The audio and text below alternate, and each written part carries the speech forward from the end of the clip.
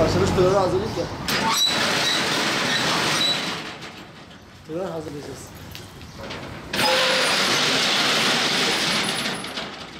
Ver malzemeleri.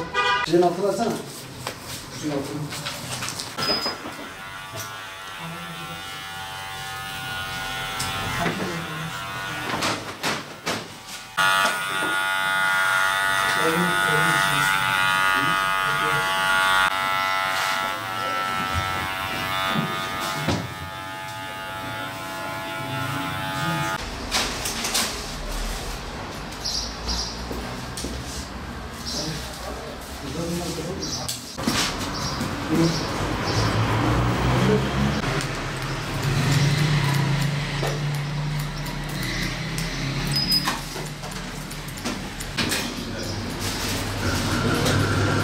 Aleyküm. Yok. Uzatıcı. 10 milyon bir tane.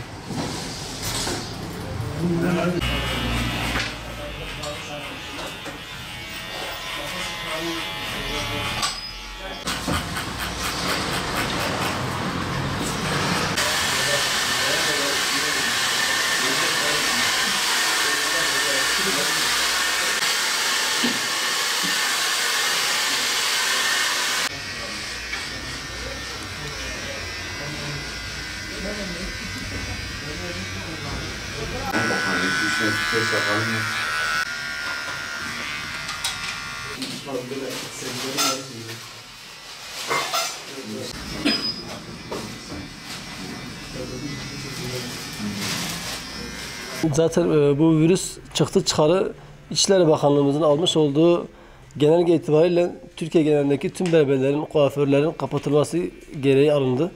Bizler de buna uymak zorunda kaldık. Bu 2 ay süre içerisinde tabii genel müşterilerimiz sürekli bizi arayıp ne zaman dükkanlarımız açılacak, tıraş olmaya ihtiyacımız var, saçlarımız uzadı, sakallarımız uzadı gibisinden çok sorular aldık. Bundan dolayı genel bütün müşterilerimizin sorularına cevaben yani İçişleri Bakanı'nın almış olduğu genelge itibariyle bizler buna uymak zorundayız. 2 ay sonra süreç içerisinde ise bugün dükkanımızı açtık. 09 itibariyle ve müşterilerimizi randevulu bir şekilde, mesafeli bir şekilde, maskesiz tıraş etmemek şartıyla müşterilerimizi memnun etmeye çalışıyoruz. Bundan dolayı da bugün ayın 11 Mayıs olup 09 itibariyle akşam 21 itibarına kadar müşterilerimizi randevu bir şekilde almaya çalışacağız. Yani zaten Cumhurbaşkanımızın bu tarihi verdiği günden itibaren müşterilerimiz hemen hemen her gün bizleri rahatsız edip randevumuzu alabilir miyiz? Ne zaman gelebiliriz? Tıraş ihtiyacımızı ne zaman giderebiliriz diye bayağı bir randevu aldık şu anda itibariyle. Bir haftanın da üzerinde diyebiliriz yani. Yani bu süreç içerisinde mecburen kiramızı ödedik yani.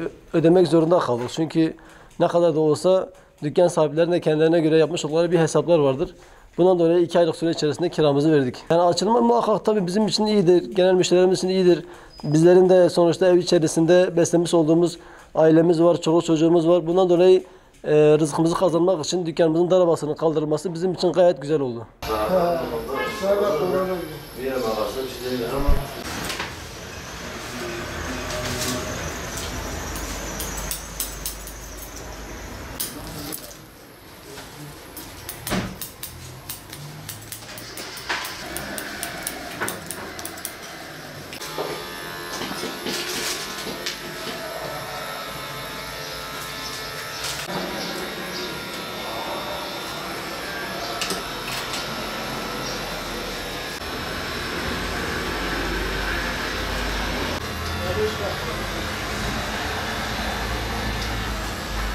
Alo. Aleykümselam abi. Evet abi randevu alıyoruz. Saat 12'ye müsaitiz. Tamam abi ben saat 12'ye yazıyorum. Siz de inşallah saat 12'ye riayet ederseniz. Yaklaşık 2 aydır bu Covid-19 virüs nedeniyle alınan bir karar neticesinde berberler kapatıldı.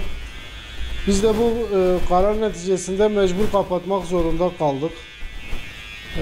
Bunun neticesinde de malum müşterilerimiz sürekli bizleri arıyordu. Elhamdülillah şu an alınan bir karar neticesinde de dükkanımızı açıldı. Biz de verilen bazı kurallar, bazı tedbirler gereğince dikkat ederek müşterilerimizi tıraşa alıyoruz. Özellikle randevulu sistem üzerinden çalışıyoruz. Ondan sonra tek kullanımlık havlular, tek kullanımlık örtüler, sosyal mesafeye dikkat edilerekten müşteri alıyoruz. Yani müşterilerimiz bu 2-3 gündür bizi sürekli yoğun bir şekilde arıyorlar. Randevularımız 2-3 gün boyunca dolu. Hani elimizden geldiği kadar hijyene, temizliğe dikkat etmeye çalışıyoruz. Vallahi çok memnun olduk. 2 aydır süredir bekliyoruz. Evde kendi kendimize tıraş ediyorduk ama idare ediyorduk. Berberlerin açılması iyi oldu. Geldik, tıraş olduk, tıraşımızda olduk. Mesafeli, maskeli, düzenli bir şekilde tıraş oluyoruz. Alan tedbirleri çok güzel buluyorum. Mesafeli, maskeli ve düzenli olarak çok memnunuz.